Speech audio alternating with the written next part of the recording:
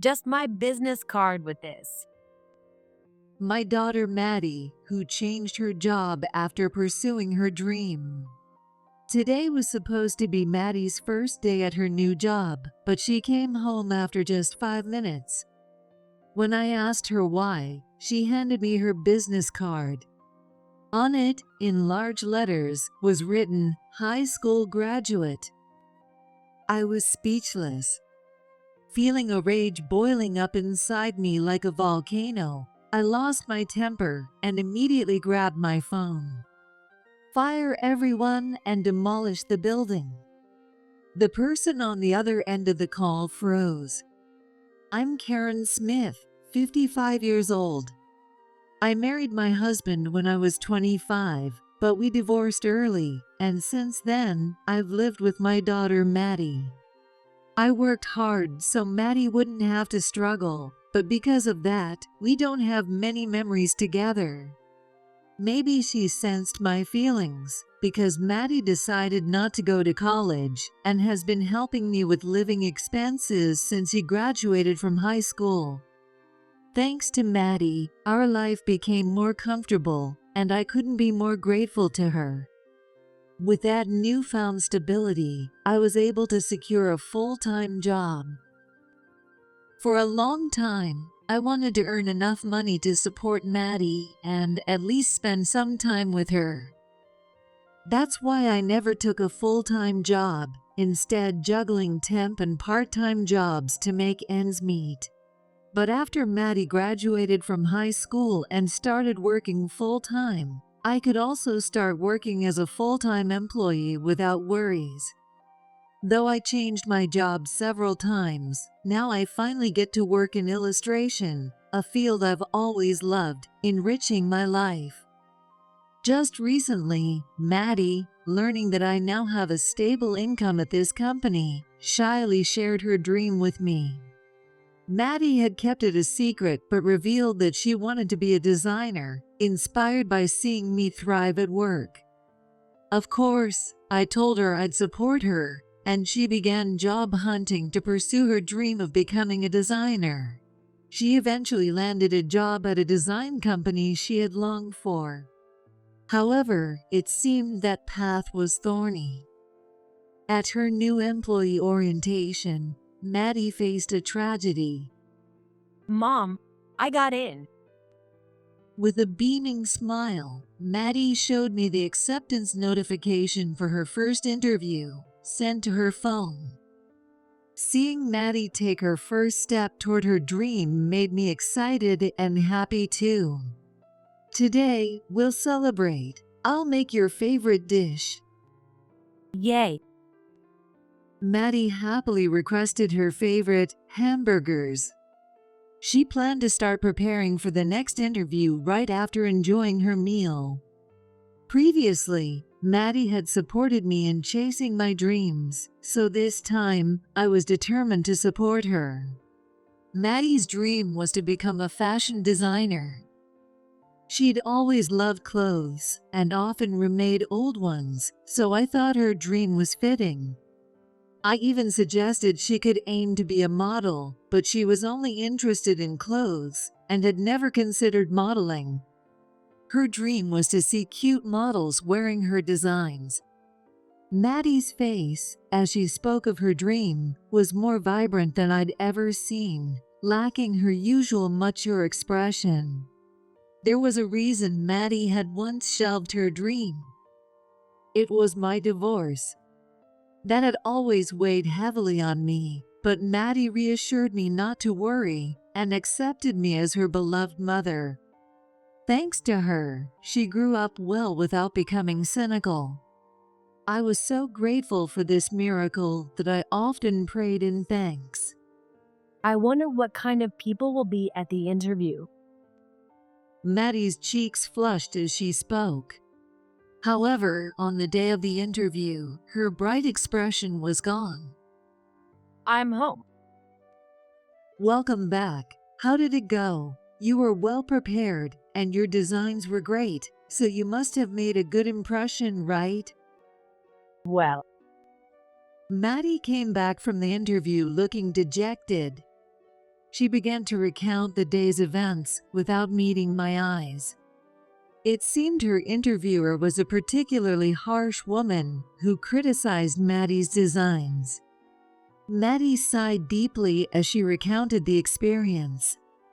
That morning, she was very nervous heading to the interview. She made sure to catch an early train to avoid being late and arrived at the venue with time to spare, trying to calm her racing heart. However, Maddie arrived earlier than her interview time and asked the receptionist if she could wait somewhere. The receptionist, who was very friendly, showed Maddie to a waiting room. Just then, the interviewer passed by. Maddie stood up to greet her since she was from the company. The woman's first words were, Why are you here so early? Didn't you check the interview time? Oh, I just wanted to be early to avoid being late. The appointment time is fixed, you know? Didn't you think coming early would be a bother to the company? Maddie was shocked. It was indeed earlier than the interview time, but she never imagined being scolded for it. Arriving 5 minutes before the interview is common sense. Didn't you know that? I'm sorry. Maddie could only apologize. That's how her interview started. Of course, Maddie couldn't show her best, and learning that the harsh woman was the interviewer, Emma East, made her even more nervous. She stumbled over her words every time Emma asked a question and couldn't put on a bright expression, resulting in a disastrous interview. Emma then looked at Maddie's resume and sneered. Wait a minute, you're a high school graduate? No wonder. Maddie felt intimidated by Emma's nasty smile. It was a group interview, and the other candidates also looked uncomfortable, making Maddie feel guilty. The interview continued, and it was time for Emma to look at the designs the candidates brought. Candidates who had looked unsure earlier sat up straight, confident in their work. Then it was Maddie's turn. Determined to make up for her earlier mistakes, Maddie spoke clearly about the theme and points of her design. However, Emma smirked at her. A high school graduate's design, huh? She began to mock Maddie's design. It wasn't feedback, but words meant to belittle Maddie. The other interviewers, realizing Emma was crossing the line, tried to support Maddie, but the damage was done.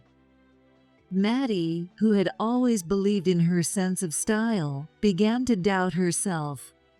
With that disappointment, the interview ended. That's terrible. What kind of person is she? My heart ached hearing Maddie's story. Knowing how much effort Maddie put into her designs, I couldn't believe they were so harshly criticized.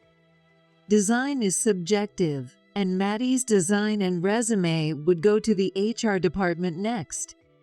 There, someone might appreciate her talent. I placed my hand on Maddie's shoulder and offered words of encouragement. Cheer up. They may have been harsh about your design, but they accepted it, right? Yeah. Then someone else might see it and think differently. Don't let it get to you. Even after hearing my encouragement, Maddie still seemed worried. This might be a kind of trial for her. But I believe in Maddie. If her dream was something she could easily give up on, she wouldn't have pursued it in the first place. So, while she's down now, she'll definitely bounce back and be her usual vibrant self. To cheer her up, I grilled steak for dinner. Maddie ate with a somber expression, but by the time she finished, she was back to her cheerful self, much to my relief. The next day, the results of her second interview came in, and she passed. Maddie's sense of style is indeed exceptional. Gaining confidence from this, Maddie promptly started preparing for the third interview. Though the third interview was more about aligning her goals with the company's, making it unlikely she'd fail, it was still heartwarming to see her energetically getting ready. I found myself smiling throughout as I listened to Maddie's enthusiastic chatter. With that momentum, Maddie successfully passed the third interview, and starting in April, she'll officially be a new employee. She talked about how many other new hires were there, both experienced and fresh graduates, and how their fresh faces were a delight. I already made a friend. That's great. What's she like? You have to introduce me sometime. Sure. She's got such great taste that I just had to talk to her. I watched Maddie's beaming face, feeling tears well up. Making her work since graduating from high school must have been tough for her, yet here she is, relentlessly pursuing her dream. Seeing her strive so earnestly brings a mix of emotions that makes me tear up. I fervently wish for Maddie to achieve her dreams and lead a wonderful life. But that bright moment didn't last long. On Maddie's orientation day, something terrible happened, filling me with uncontrollable anger. Today is Maddie's orientation. I couldn't stop smiling all morning, imagining Maddie coming home full of excitement. I even started tidying up, just in case she brought her new friend over. I was probably more excited than Maddie. Glancing at the clock, it was about the time Maddie would be arriving at the company and starting the orientation. She might be so nervous that her hands and feet move in unison, as usual. I could easily picture her blushing and struggling through her self-introduction. What stories would she tell me when she got home? As I was lost in these thoughts, the doorbell rang. Who could it be? I hadn't ordered anything, nor was I expecting any visitors. Maddie hadn't mentioned anyone coming over, so I had no idea who it could be. Still, I had to answer, so I hurried to the door. Coming, I'm opening it now. When I opened the door, to my surprise, there stood Maddie. What? When I let out a startled, foolish sound, Maddie glanced up at me and murmured softly, I messed up. What do you mean? The orientation just started about 5 minutes ago, didn't it? Not understanding the situation, I asked Maddie this question as she walked from the entrance to the living room. She turned around, tears streaming down her face, and I immediately sensed something was very wrong. What's wrong? Tell me, what happened? Mom, I'm sorry. She was so upset that she couldn't articulate her thoughts properly. I gently embraced her to calm her down, speaking soothing words until her tears finally stopped. After a few minutes, Maddie finally stopped crying and sat on the sofa, looking calmer. Her dejected steps broke my heart, and I worried about her. I made her favorite tea and brought it to her. Maddie sniffled, her nose red, and began to speak in halting sentences. At first, everything was fine. We were assigned to our respective departments and called to gather in groups. I was placed in a high-profile department. That's where I saw that interviewer again. The interviewer Maddie mentioned was likely Emma East, the woman who had treated her so harshly during the second interview. I had heard that despite her young age, she was highly respected for her many recognized designs. Finding herself in the same department as Emma, Maddie felt nervous. She thanked Emma for the interview and politely bowed, saying she looked forward to working together. Emma, who had been so intimidating during the interview, smiled gently and shook Maddie's hand. But just a few seconds after this friendly exchange, Emma's demeanor changed completely. Listen up, everyone. This girl is just a high school graduate. Isn't it strange to have a high school graduate in this company? She suddenly began to broadcast Maddie's educational background to those around them. As if that wasn't bad enough, things quickly got worse. There were people around Emma who seemed to be her followers, and they started laughing and asking questions. Really? A high school graduate? I haven't seen a high school graduate in ages. Can someone with that level of education understand our work? Emma egged them on, and Maddie, now the target of their mocking smiles, felt so embarrassed she couldn't say anything. Emma then began boasting about herself, belittling Maddie in the process. I graduated from a prestigious art school and was selected for contests both inside and outside the university. Models have walked the runway in my designs. When I saw your resume, I couldn't believe it. A high school graduate? Really? Her laughter echoed, and others around her exchanged knowing looks. Then, Emma started handing out business cards. Maddie, utterly disheartened by what had just happened, worried about how she would get along with Emma from now on. But what happened next was even more shocking. That is, The business card I received at that time. Maddie took out a business card from her bag, tears welling up in her eyes again, and handed it to me. When I saw it, I was speechless. My business card is like this. Maddie said in a trembling voice. The business card she showed me had high school graduate written in large letters alongside her name. What is this? I was stunned for a few seconds, unable to move. During that time, Maddie started crying again, blowing her nose with a tissue. I failed. I thought I could become a designer despite starting work right after high school. Watching you, Mom, made me think I could chase my dreams too. But I guess I was just being naive.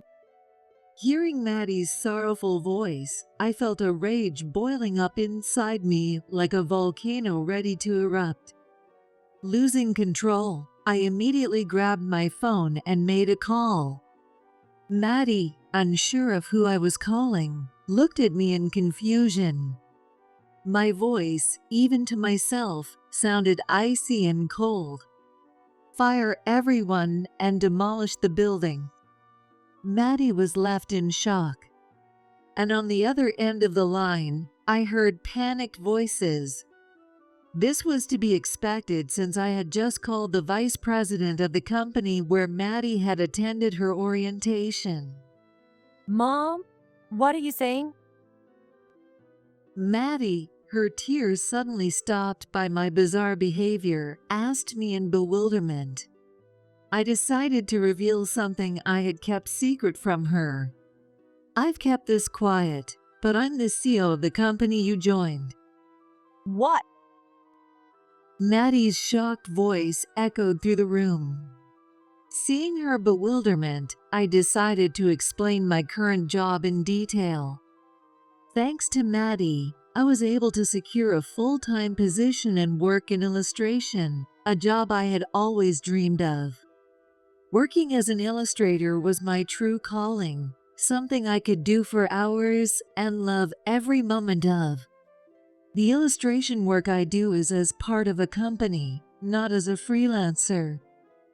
The company I work for produces promotional magazines and videos related to illustration, and my department is part of this company.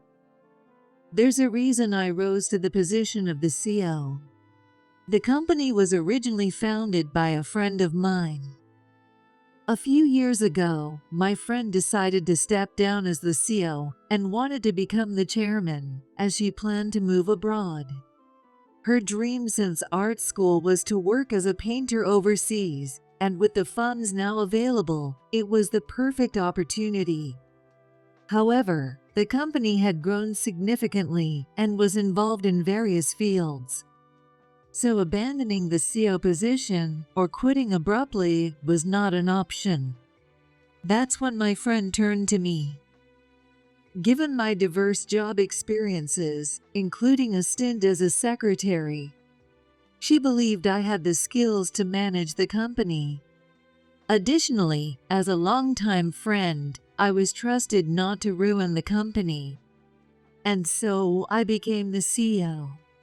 While it was a stroke of luck, my friend was right about my ability to manage the company successfully. I managed to keep the company afloat and thriving. The company Maddie joined was a subsidiary of my company. Originally managed by a relative of my friend, it was a well-known fashion manufacturer.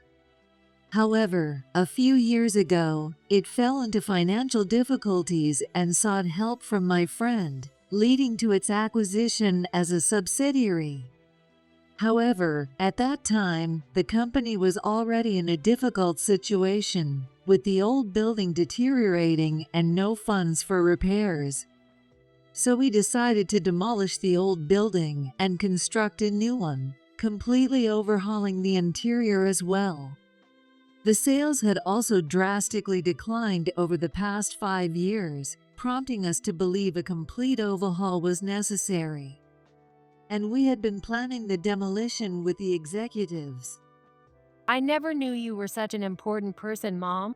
But why did you keep it a secret from me? Did you do something to get me the job? Hearing my explanation, Maddie grew even more dejected, probably thinking she got the job through nepotism. I needed to correct her misunderstanding. I didn't do anything like that. Even though it's a subsidiary, I don't have the time to interfere with hiring decisions. Hearing this, Maddie seemed to relax a little. Moreover, if they knew I was Maddie's mother, today's incident wouldn't have happened. By now, the subsidiary must be in a panic. Thinking about this eased my anger a bit, making me feel slightly better. But Maddie was still hurt. I wanted to find a way to support her emotionally. Don't worry, I'll find a new job. Maddie said, trying to be brave as she sensed my concern. Her resilience is one of her strengths, but I sometimes wish she'd lean on me more. However, the next day brought an even more surprising event. I apologize for the sudden visit. My name is Emma East from the subsidiary. I know this is very forward, but I wanted to apologize personally. The next day, the person at my door was none other than Emma East, the colleague who had clashed with Maddie. It seemed she had come to explain herself following the recent events. "What do you want? Coming to my house? I have nothing to say to you. Besides, Maddie is trying to regain her composure and look for a new job. Are you here to make things worse?" I told Maddie to stay inside and stood firmly in the doorway. Of course, I had no intention of letting Emma inside and hoped she would leave quickly. However, Emma didn't budge from the doorway. Please, just hear me out. It will only take 5 minutes. 5 minutes? What do you have to say? It's about the company the CEO mentioned firing everyone and demolishing. The people there are all talented and dedicated to their work. Even if the CEO decides, we don't want the company to be dismantled so easily. Emma passionately talked about her contributions to the company, the flagship department she was part of, and various other things. But none of it moved me. As the CEO, I already knew the accomplishments of the subsidiary and the capabilities of its current staff. Despite that, the decision to dismantle was made due to 5 consecutive years of poor performance. The subsidiary where Emma worked was supposed to be at the cutting edge of fashion, leading the way. However, the recent designs were uninspired, and the sales reflected that. It was time for a change. If the subsidiary couldn't produce a hit product, then it was necessary to clear out old structures and departments to provide a fresh environment where talented individuals could shine. That was my belief. Hence, I proposed the dismantling of the department and was developing new plans. The plans were progressing smoothly, and I was even considering when to proceed with the demolition. No one had called to complain. That department is essential. Please give us another chance. But the sales have been poor recently, with so many talented people. Why is that? Shouldn't you be presenting solutions and improvements first? Well, you see, it's not just me, it's that the others aren't quite up to par. I've been working hard to create innovative products, but the others lack motivation. Emma, who had been speaking confidently until now, started making excuses and blaming her colleagues when the topic turned to issues. She didn't seem to realize that self-pity and blaming others wouldn't help. That kind of input is completely useless. Emma seemed unaware of this. I'll handle it. I've had all my proposals turned into products over the past 5 years, so I believe I can do it. Emma spoke with confidence. But then, I noticed something in her words. Over the past 5 years. Just now, I recalled hearing that sales had declined over the past 5 years, and upon hearing it again, I realized that all those unimpressive product designs were Emma's. Then, there was only one reason why sales had dropped. Emma's products weren't selling. Even from my perspective, her designs were all outdated imitations, high in design quality, but lacking any fresh appeal. For consumers who live in the moment and follow trends, these designs would seem even less attractive. I made up my mind then. All right, I won't fire everyone, I said in a calm voice. Emma's face immediately brightened as she looked at me. Really? You recognized my talent. But my thoughts were different. In a quiet voice, I instructed Emma. No, the company will stay, but you can't remain. What? Emma's voice echoed in surprise. Yes, my conclusion was to transfer her. Now that I knew she was the reason for the declining sales and lackluster products over the past 5 years, there was no other conclusion to reach. Emma stood there in shock for a moment, then gritted her teeth and glared at me with a resentful expression. Oh my God. That voice was different from before. It was intimidating. I braced myself immediately. Don't get cocky just because I was being polite. You're just a figurehead CEO who got lucky. What? I know all about you.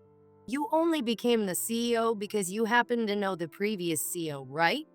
Everyone says you're less reliable than the last CEO.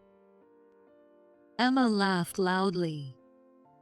It seemed she was showing her true colors now that she felt cornered. And getting all emotional because your daughter was made fun of? Pathetic. Do you really think you can lead employees when you couldn't even educate your high school graduate daughter properly? Get real. Emma's tongue wagged with even more fervor. Seeing me not respond, she started to get bolder. Why should I stoop to her level? I decided to let her rant and watch closely. She seemed the type to cause trouble eventually. Got nothing to say? Or are you going to cry and run away like your daughter? When Emma started dragging my daughter into her tirade, I realized her words had gone too far. Your daughter's sense of style is a joke. If you're anything like her, how do you even call yourself a CEO? I'd be too embarrassed. Emma laughed derisively. Watching her coldly, I noticed her expression changed as she realized I wasn't reacting. Say something, will you? Don't just ignore me. She grabbed my shoulder and shook me violently. Stop it. I sighed, showing no reaction. Emma, sensing my indifference, began to get anxious and started threatening me with a harsher tone. Hey, say something. Ignoring me won't end well for you. Feeling sorry for Emma, I finally decided to speak up. No matter what you say, my decision won't change. You're being transferred, I said firmly, making Emma's eyes narrow in anger. Why? I need a reason. Maddie sighed and recounted the incident. It was clear how clueless Emma was not to understand why this was happening. How could someone like her be at that company? It's a fairly well-known company after all. I heard you say earlier that your designs have represented the company and been commercialized for the past 5 years. But sales have been declining for the past 5 years. That means your designs aren't selling. When I said that, Emma looked utterly bewildered. Did she really think she was doing well all this time? Given her overconfidence, it wouldn't be surprising. Do you understand? You have to be transferred. No matter how much power you think you have, coming to my house to persuade me means you are quite comfortable, right? But we have to think about sales. Even someone you mock like me can understand that. No way. And do I really need to explain this much? Shouldn't you have figured it out when I ordered your transfer? I shrugged, and Emma flew into a rage. You think you know my talent? You think you can just talk down to me? She screamed, spitting as she shouted. I had nothing more to say and kept silent. But Emma couldn't control her anger and continued to curse me out. I'm the CEO, after all. But there was no room to interject with Emma's ranting. At that moment, my daughter walked down the hallway. Maddie, it's dangerous. Go back. No, this is my problem to deal with. What? All I could do was watch Maddie's unexpected action. What was she planning to do? Curious, I stepped aside to let Maddie through. Emma noticed her and sneered. What? Do you have complaints too? You cried and ran home the other day. Just stay quiet and cry to your mom. No, I have something to say to you. Say it. Emma, who had been acting defensive, suddenly showed her overconfidence as she saw Maddie. She completely looked down on my daughter. Anger welled up inside me at the unpleasant sight, but as Maddie mustered the courage to face her, I decided to watch as a parent. I would intervene if it got too dangerous, but for now, I would observe. Deciding this, I watched them closely without lowering my guard. Maddie stared fiercely at Emma despite her strong demeanor. Seeing Maddie's different attitude, Emma's face turned sour. I know.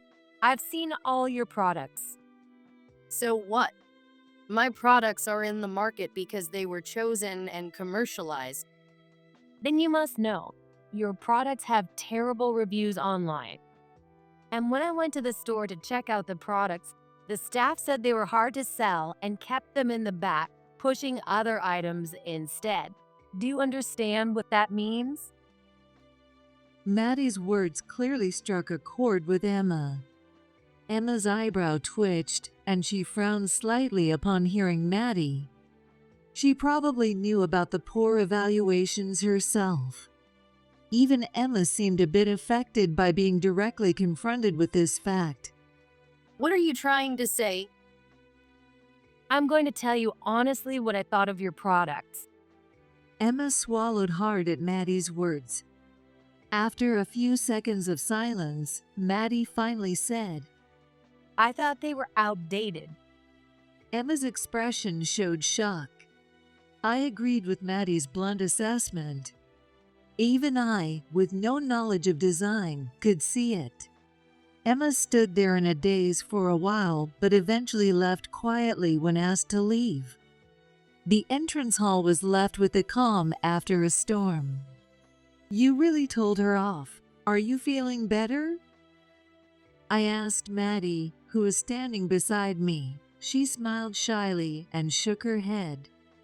Not fully. But I realized that my education and my sense of design are separate.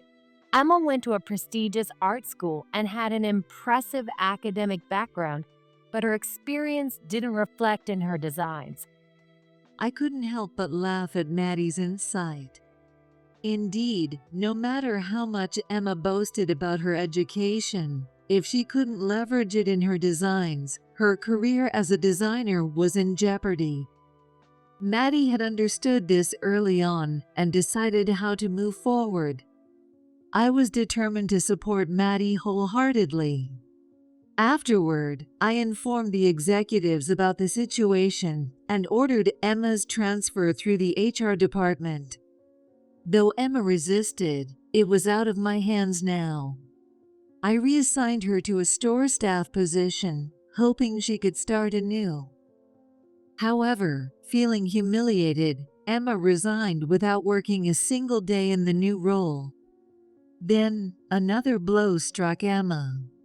She had mistreated a junior colleague who filed a lawsuit against her immediately after she left the company. With solid evidence against her, Emma was ordered to pay $10,000 in damages soon. Given her personality, it was easy to imagine she would end up in such trouble, so I wasn't surprised when I heard about it. Despite my busy schedule as the CEO, I still engaged in illustration work.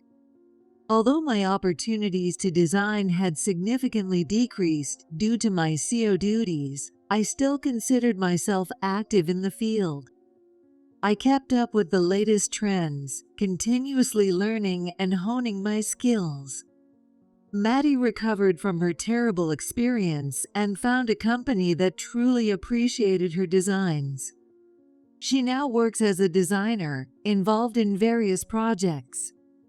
Despite the ups and downs, both Maddie and I had achieved our dreams, leading fulfilling lives today.